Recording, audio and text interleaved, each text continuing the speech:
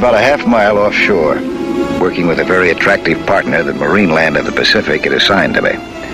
We'd finished our job, and we'd even found some abalone for our lunch.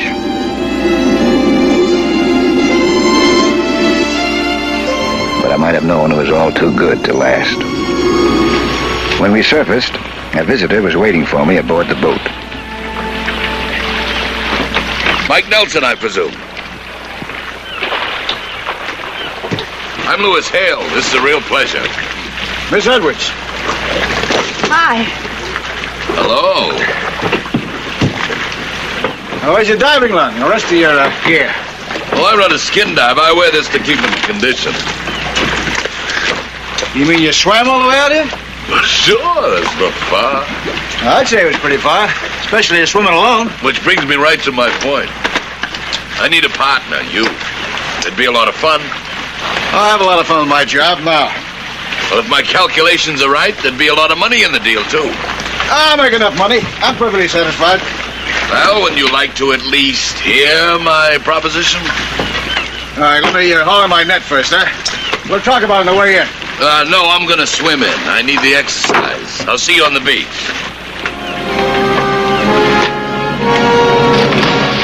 Now, what's he trying to prove?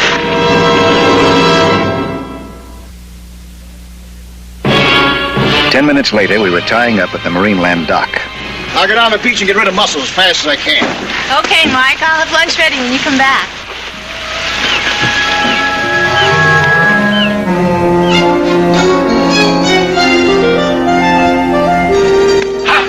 I feel great. That was a great swim. Yeah, you're quite a swimmer, aren't you? Only fair. Judo's a sport I really like. Did you ever try it? Huh? Oh, a little. Really? Let's have a go at it. Come on. Hey, wait a minute. I thought you wanted to talk. Sure, we can talk and have a little workout. Let's talk first. One for me. Mike, what would you say if I told you I hold the key to $1 million worth of sunken treasure? I'd say that's fine. And that you don't need me. That's one for me. Very good, Mike. There are 3 reasons I need you. 1, I'm not a diver. That you could teach me. 2, you've got a boat. 3, an underwater operation for one man alone is too risky. Besides, there's enough money in this deal for a whole regiment. Oh, what do you say? Sunken treasures for kids. Right now I'm working on something scientific, and that suits me fine. But, man, the deal I'm talking about is scientific. Scientific research. The gold is only an incidental byproduct.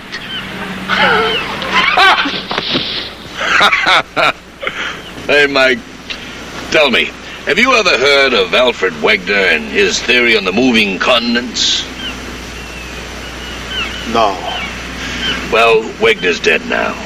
He froze to death on an expedition up in Greenland, a great loss to modern geology. Too bad. Just what has Wegener's theory got to do with your proposition?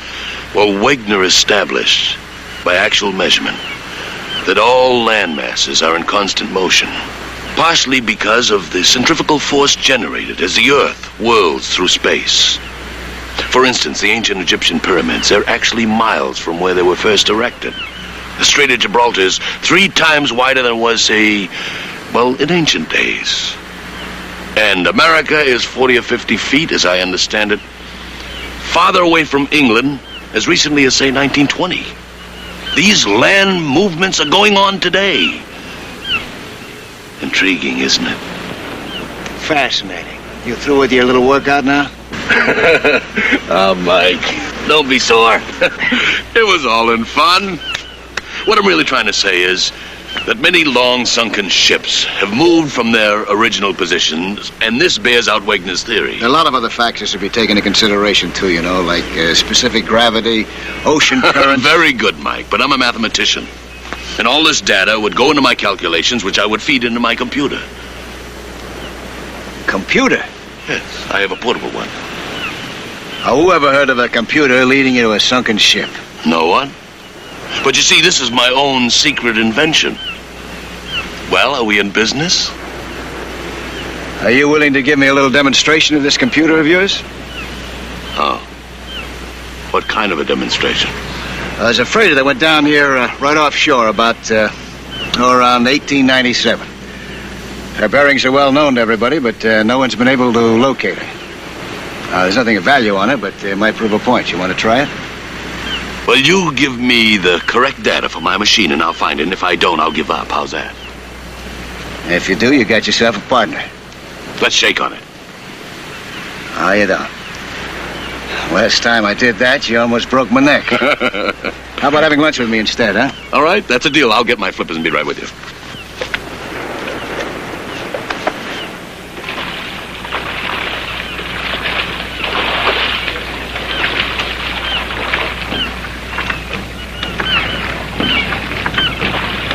Morning. Morning.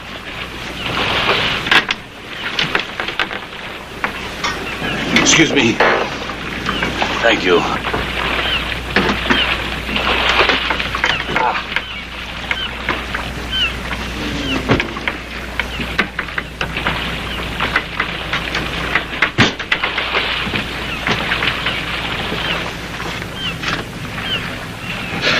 Well, Mike, this end goes into the water. This feeds directly into the box. That way, the data is fed directly into the machine. Oh, that's got a gadget. Now, look at that machine of yours, huh? I'm sorry, Mike. I'm afraid your curiosity is going to have to remain unsatisfied. You see, the best years of my life went into developing that machine, and nobody's ever going to have a good look at it. That goes for you, too, partner. You mean I never will be able to see it? No. Sorry. Well, I'm ready to shove off whenever you are. Follow a course that'll take us to the general area where the freighter went down. By that time, I should be ready to take over. So we moved out to sea. If I'd known what was waiting for me, I'd never have left the dock.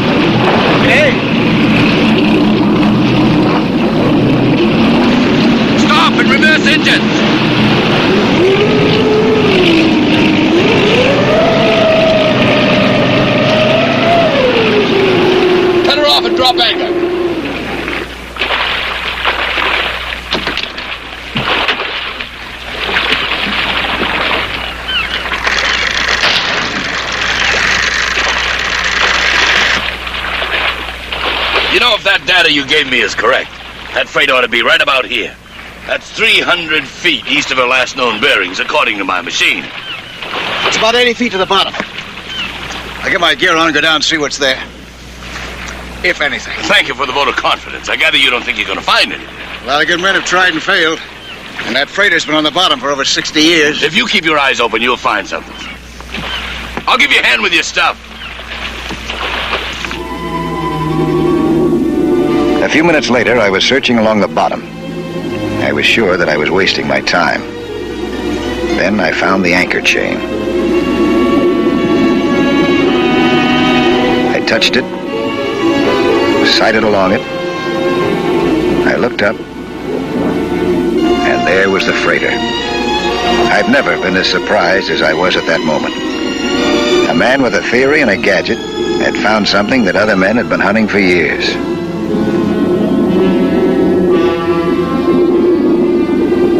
I headed for the surface, and my partner at once.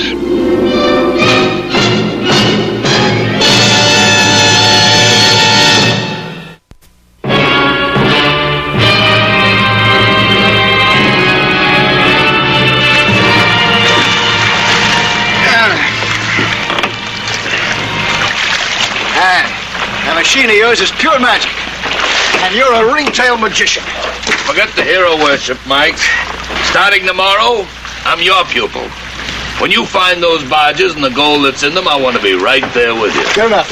We'll start those skin diving lessons the first thing in the morning. Hale was an athlete. There was no doubt about that. He learned faster than anyone I'd ever instructed before. But I had a feeling that he wanted to get along without me.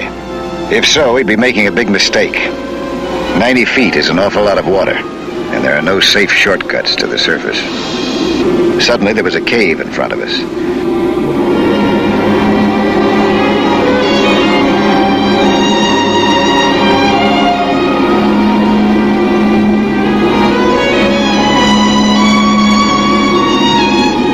I motioned for him to stay out of it, but he went in anyway.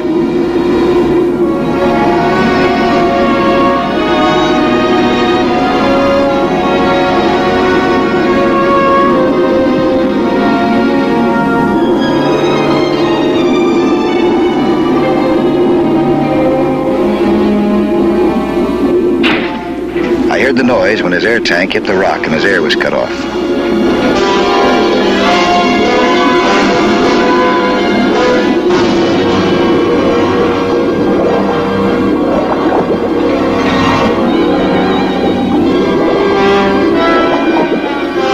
By the time I reached him, he was unconscious.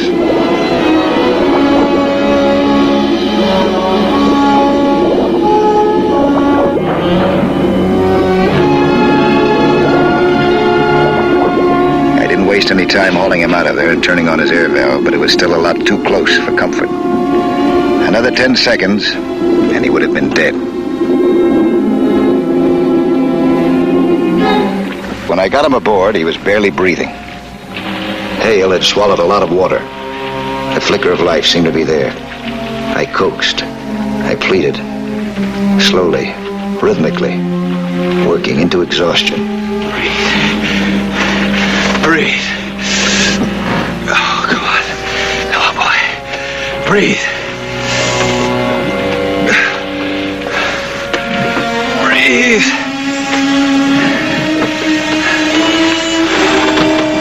Breathe. Breathe, boy. Come on. Come on.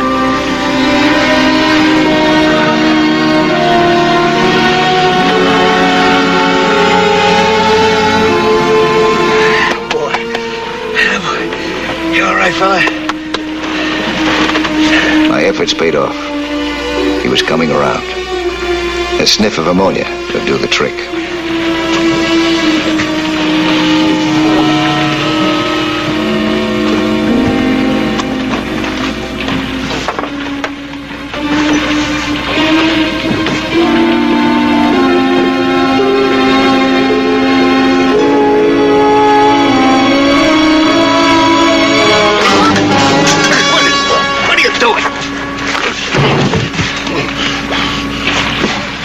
I thought you were trying to get into my...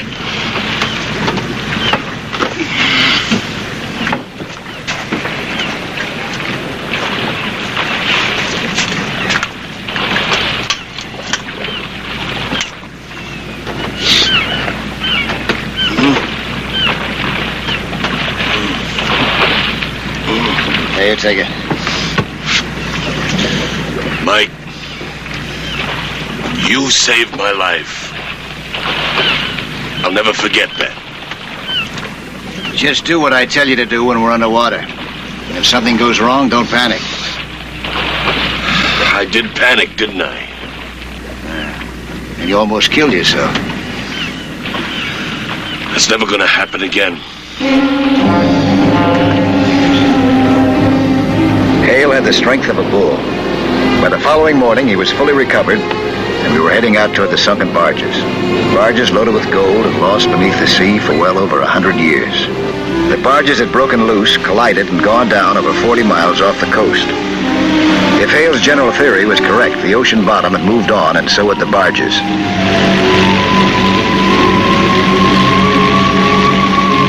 While we headed for the general area, Hale went through his routine of taking sights and fixes and reducing them to mathematical equations for his machine to digest. Hale had a busy routine, but I was beginning to get the funny feeling that a lot of it was strictly for my benefit.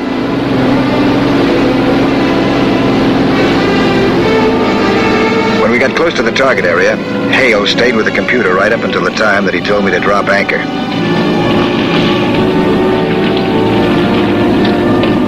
got into our underwater outfits and started the search.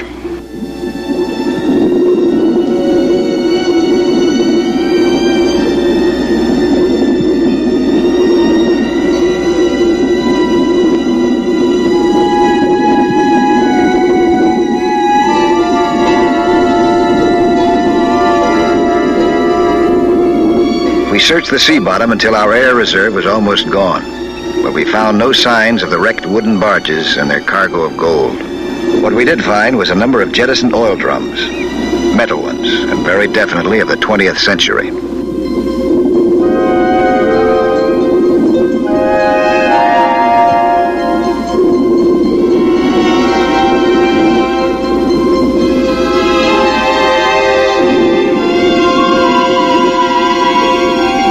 Was disappointed, but I was disturbed by what might possibly have been just a peculiar coincidence. Those oil drums were metal, and so was the freighter that we'd found. There was something that didn't seem right to me, and I was determined to find a few minutes alone for a look at Hale's mysterious machine.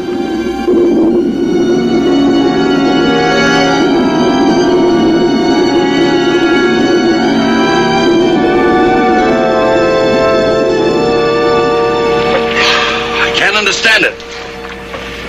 Maybe your machine just goofed.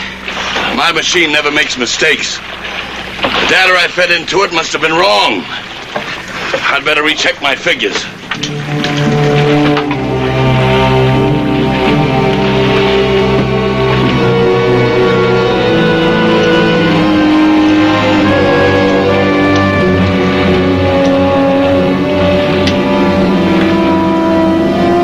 I awakened early the following morning.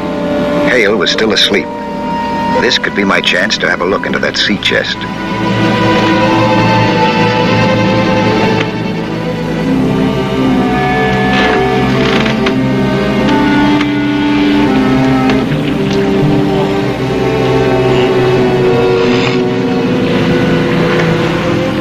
I reached for his keys.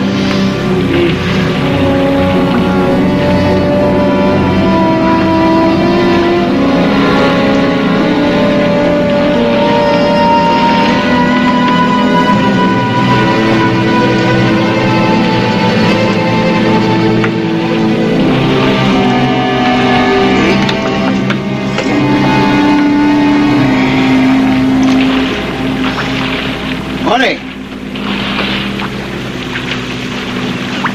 Good morning. Oh, gotta get going, don't you think? Yeah. You're up early. Today's the day, isn't it? That's right, partner.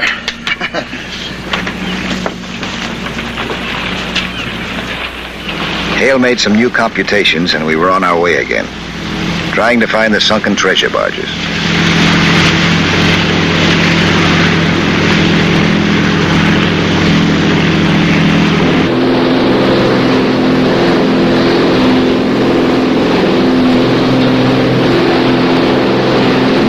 Cut engines and drop anchor right here.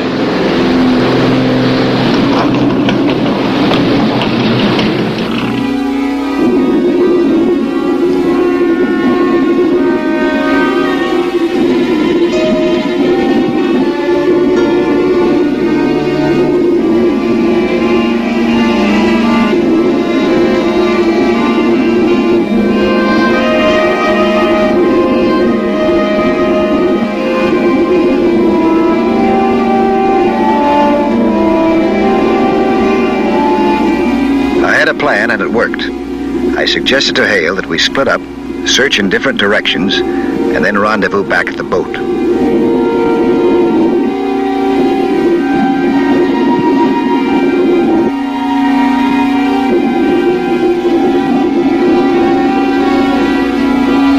This gave me my chance.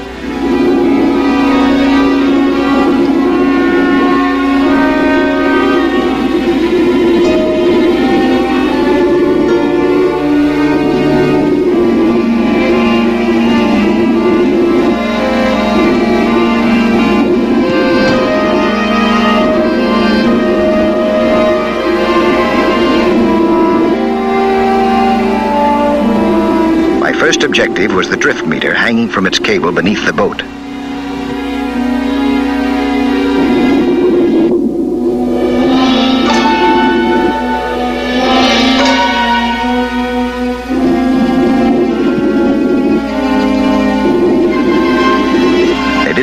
see anything unusual about it until I turned away. Then it almost seemed alive as it leaped at my metal tank and clung to it.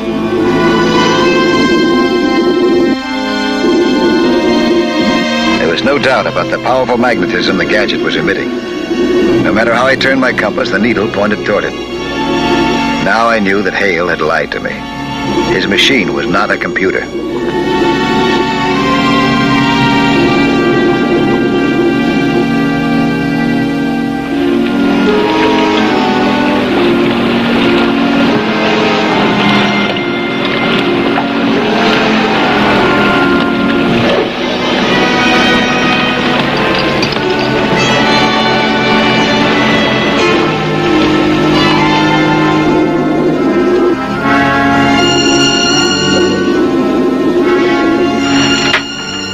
Hale's whole routine had been phony from start to finish. What he called a computer was really a very sensitive detector of metallic objects. The lettering on the device made it plain that Hale was a thief, if not worse. It was designed for anti-submarine warfare, not for treasure hunting, and he'd stolen it from the research laboratories of the U.S. Navy. I had to contact Naval Intelligence, and fast.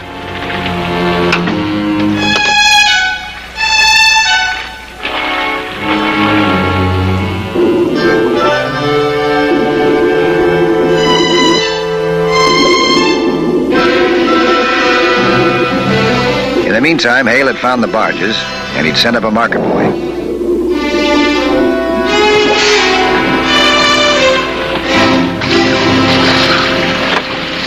Hey, it's not.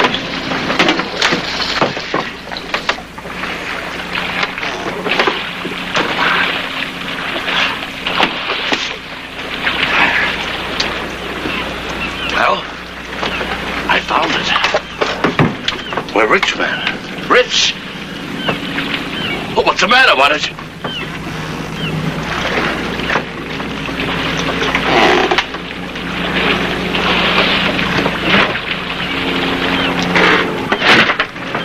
Take it easy now, huh? We're in enough trouble as it is. The other one was in trouble.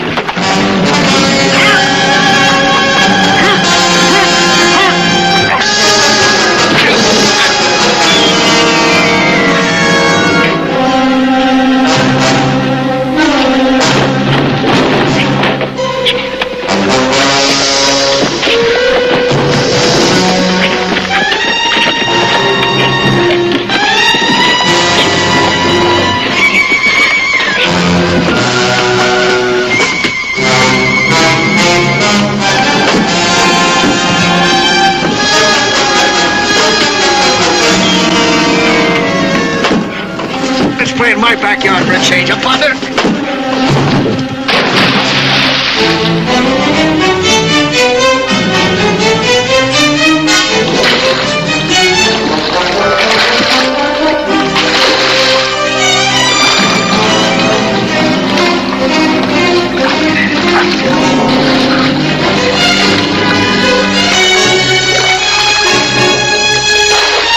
Hale was a muscle man, but he couldn't stay underwater as long as I could. When I hauled him back aboard, he was out cold. When the copter arrived to pick up Hale and his stolen gadget, I lit a flare for them. I felt like I was back in the Navy again. It felt good.